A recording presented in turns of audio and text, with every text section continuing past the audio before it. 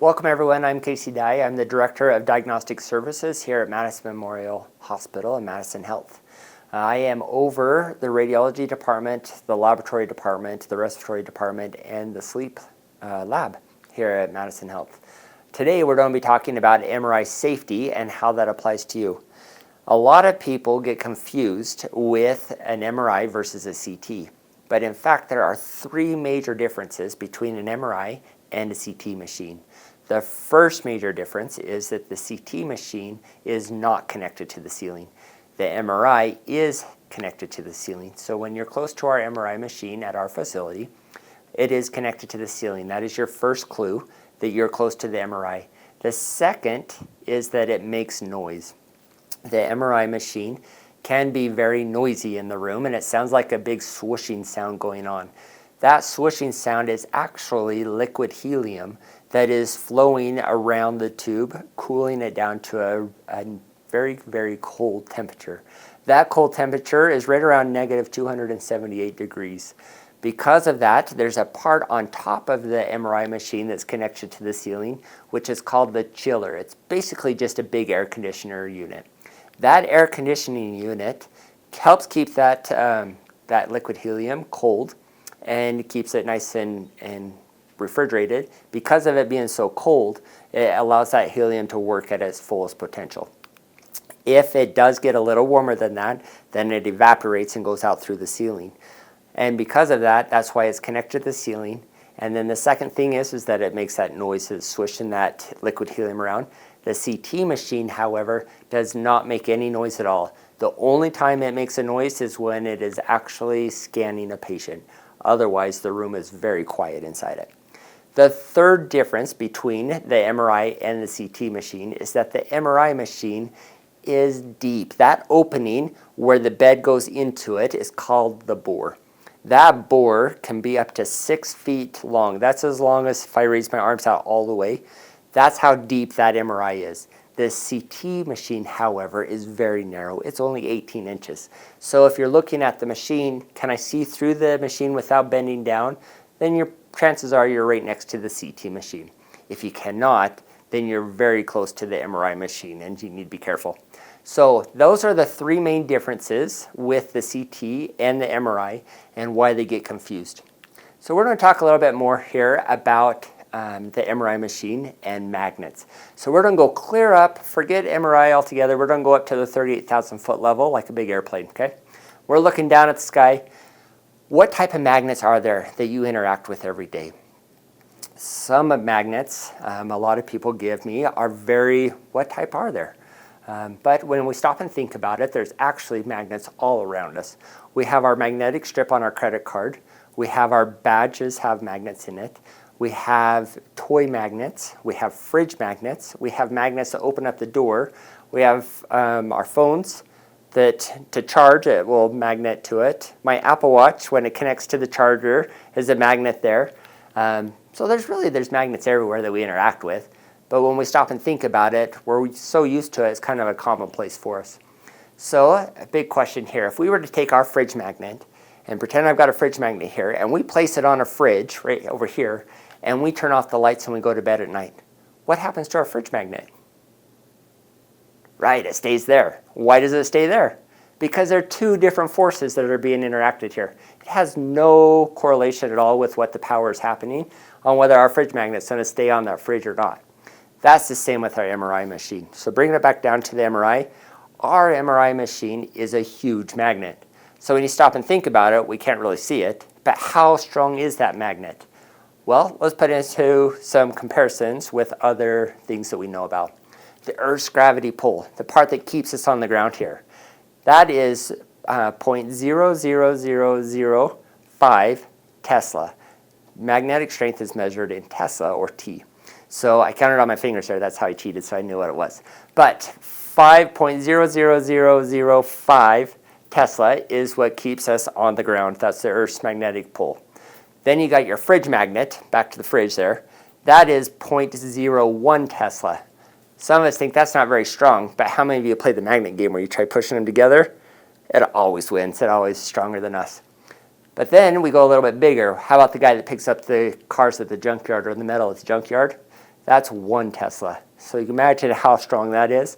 Then you take our MRI. Our MRI is 1.5 Tesla. That's 30,000 times stronger than what the Earth's magnetic pole is. That's pretty strong. So in essence, it's a big, powerful machine. So I've got a little video here that's going to show us. It's a bunch of engineers. They're pretty awesome. They get pretty excited about it. But in this demonstration here, it's in a controlled environment. They hook up a wrench, they throw a stapler in there, and then they also hook up an office chair. As you watch it, imagine if you were in there, or your head was in there with the stapler flying around, or imagine your hand or your body was between the wrench or the office chair, and see how many pounds of pressure are being pulled on it. Whoa!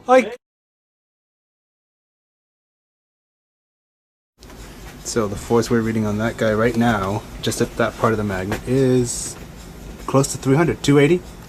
Yeah, pretty good. Let's see what we can get. That guy.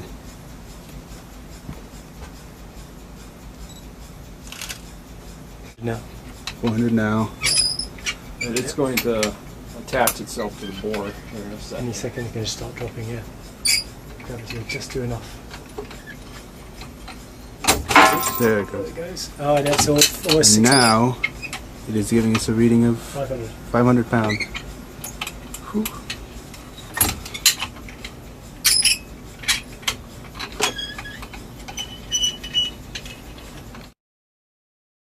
Yeah. 700 pounds. Oh, it's about Oh, and we have jumped to 1300. that's exactly what Really? about. Yeah, we have Well, the jumped. most magnetic stuff is right here, still on the top of the chair. Whoa. So we're, I we're mean, just about to hit the sweet spot. The Keep going. wheel is sitting. Whoa! Baby! There we go. Oh my god. What do we got now? No, look at it, 1700 pounds. We are at 1700, which is far more than this thing. You just relaxing it now? Yeah. Okay, so the there it goes. Wheel. 1800. 1800. It's It past is past. 2000. Crap. No, we're gonna. There you go. This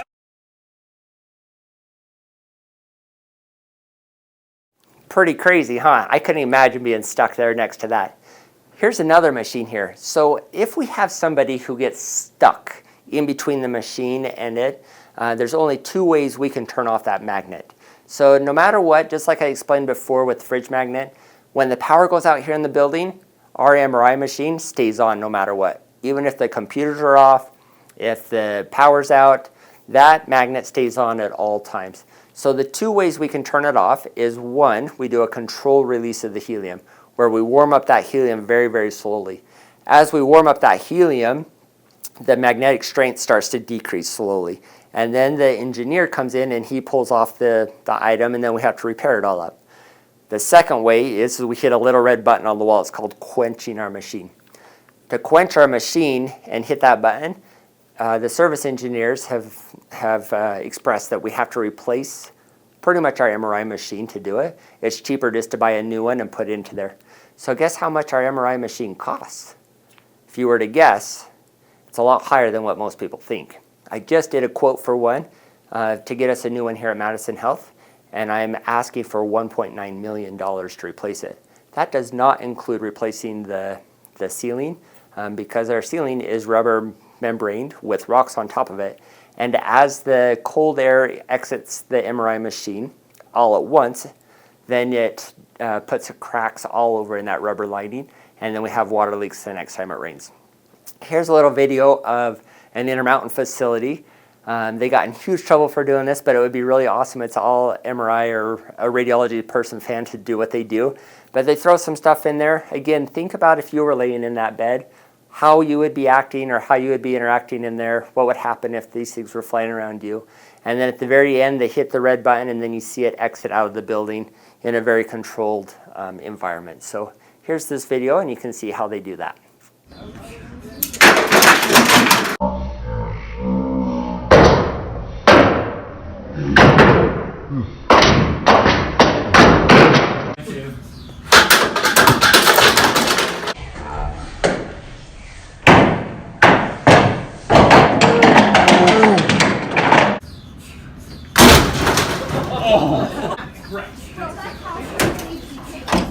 Oh, he's almost got it.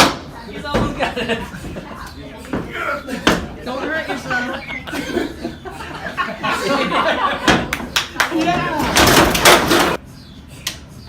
There you go. Count down.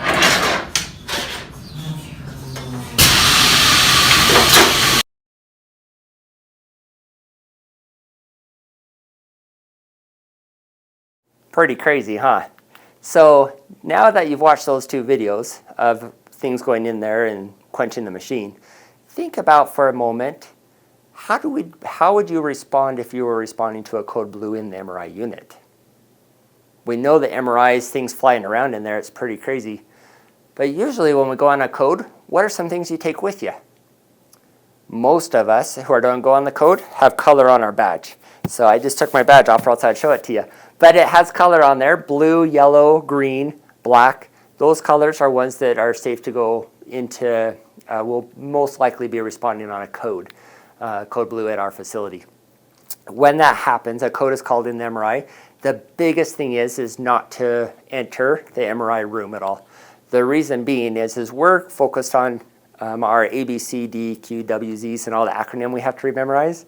But realistically, there's a lot of things that are on us that are metal that are not safe to go in that MRI and would become like that stapler or the wrench or the chair and go flying into the MRI and cause more damage to bystanders or other code team members responding to this. That could cause some major damages that would happen and prohibit us from trying to get going on our ABCDs. So because of this, when a code is called in the MRI technologist and the radiology team will get that patient out of zone 4, which we're going to talk about here in just a few minutes, into zone 2. All code blues in the MRI will happen in zone 2. That is our blue zone. So, which we'll show you here in just a few minutes. I know you're new to the facility and you're still trying to get your feet under you, but we'll walk you through there and show you actually where that zone is at, okay? But the biggest thing for codes in MRI, they will always happen in zone 2, or we will transport the patient over to the emergency room into the trauma bay. It's just right around the corner from us, but the radiology team will direct you there and point you in the right direction. The reason being why we don't, one as mentioned before, there's a lot of flying objects that could happen. When you think about it, I've got my watch, I've got rings, I've got wallet, I've got my badge, there are glasses, some people have underwire bras, bobby pins, jewelry, all of those become flying objects.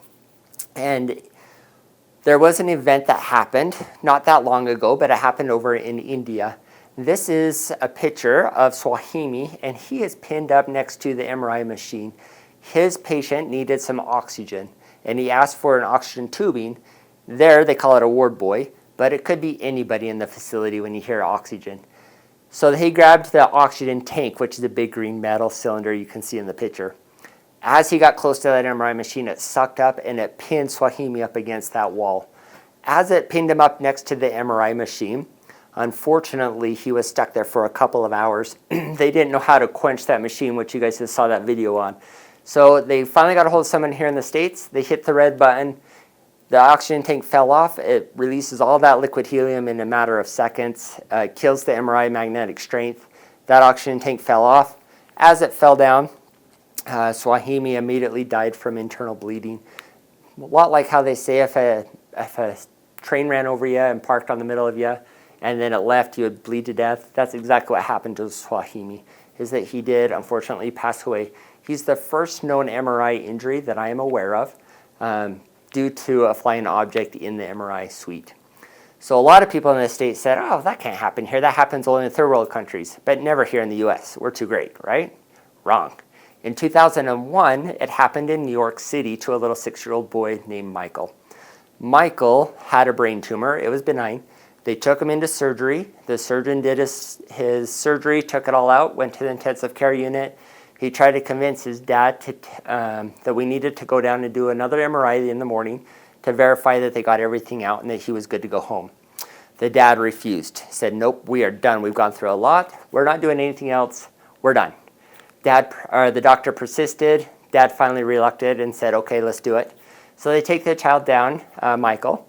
Down the next morning to the MRI suite. The anesthesiologist is in there, gave him some sleeping meds.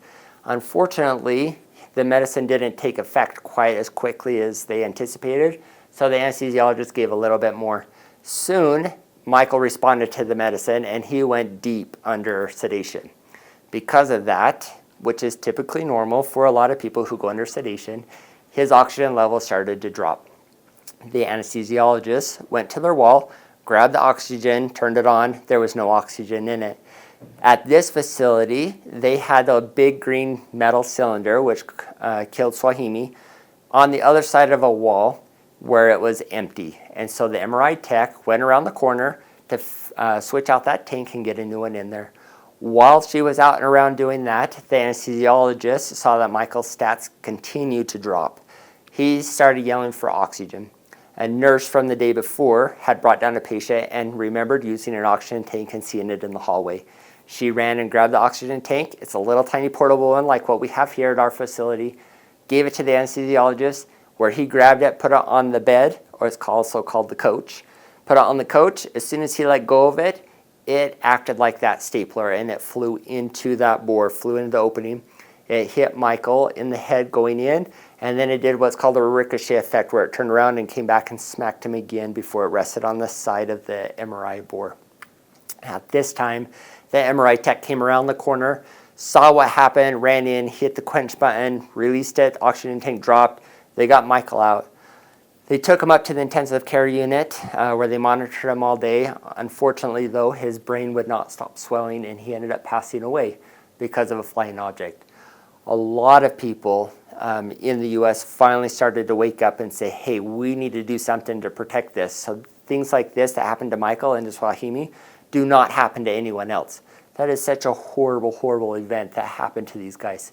So what did they do? They started to create MRI zones. And we're going to show you those zones right now. So here we are at MRI zone 1. It is green as the sign indicates. Every zone, there are 4 zones, 1 through 4. Our first zone is basically anywhere in the hospital. You can be in zone 1. There is non-detected MRI field from the MRI machine located in zone 1. So now we're going to move from zone 1 into zone 2. Through our badge, everything is badge accessed, allowed only.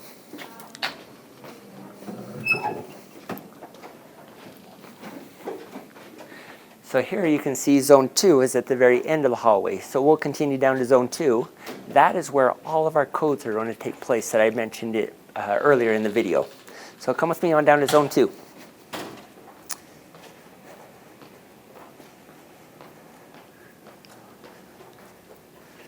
So once we've hit zone 2, the only people who are allowed to go in there are those individuals who have color on their badge. Yellow, blue, green, black. Those are the 4 colors that are allowed to go into zone 2. It is blue, and as mentioned before, that is where all of our codes would take place. Everyone who enters into zone 2 must be escorted by a hospital personnel for any x-rays, CT, or MRI examinations as we're going into there. But everyone must be escorted by a hospital personnel. Let's go into zone 3 now.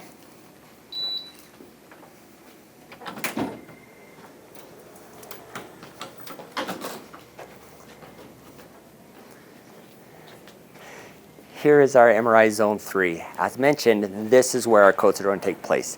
Our MRI team and radiology team will bring our patients right here. This is mainly just a short hallway that we have here to get into zone 3. Anybody who's allowed to go into zone 3 must have yellow on their badge. That's the only color. There is the CRNAs who have black. They're the only ones besides yellow that are allowed to go into zone 3. Anyone that's entered zone 3 must be screened. They must fill out our safety form to make sure that they do not have any metal in them whatsoever that could be pulled around inside the body at all. So zone 3, only those patients that are getting MRIs, hospital personnel with yellow on their badge that have been cleared to go into there. Let's go into zone 3.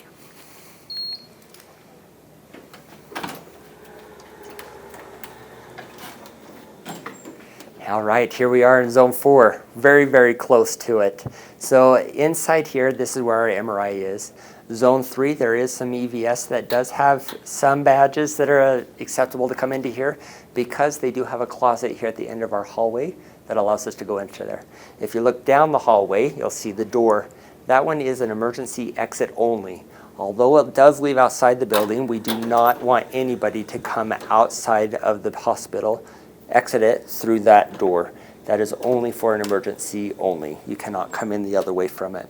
We've had 2 near misses in our facility before we got our doors installed. One, we had a person who was very high on drugs in the ER, was getting a CT scan, decided to run from the cops and ran right out through this door. DMV, when they did their accreditation, said, hey, they're lucky they didn't go into the MRI room, and that would have been terrible if they were trying to hide out in there. If they were hiding out in there and went in there, they would be unscanned, and because of that, we would never have seen them.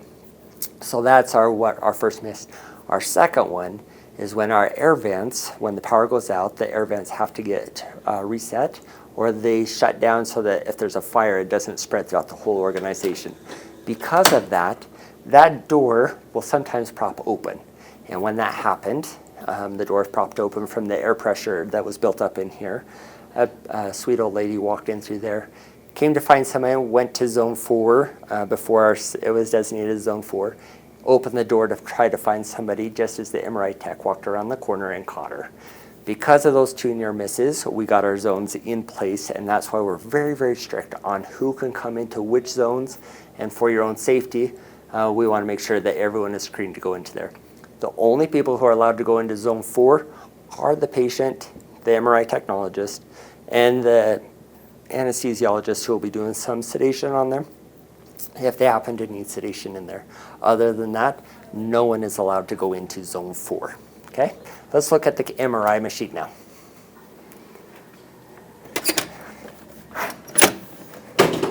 So from the doorway here, before we go into, we're not going to go into zone 4, but this is our MRI door with our MRI machine.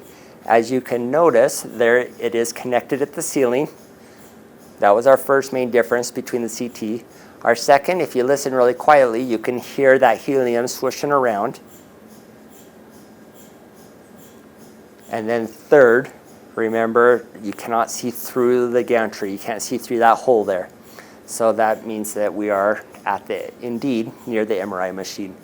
This zone 4, we are not allowed to go in there. And remember, if a code blue does happen, it will not take place in this building or in this room. It will happen in zone 2, okay?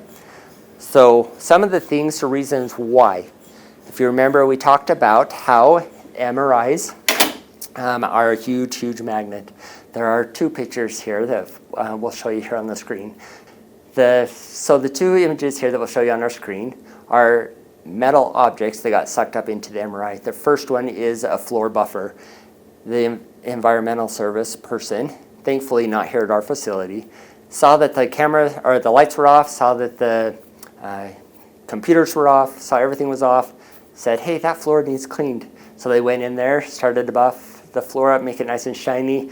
When whammo, the MRI machine caught it, the magnet, and it sucked it into there. That minor error is thousands of dollars to fix it. Plus, it's going to take about a month for us to get that machine back up and running.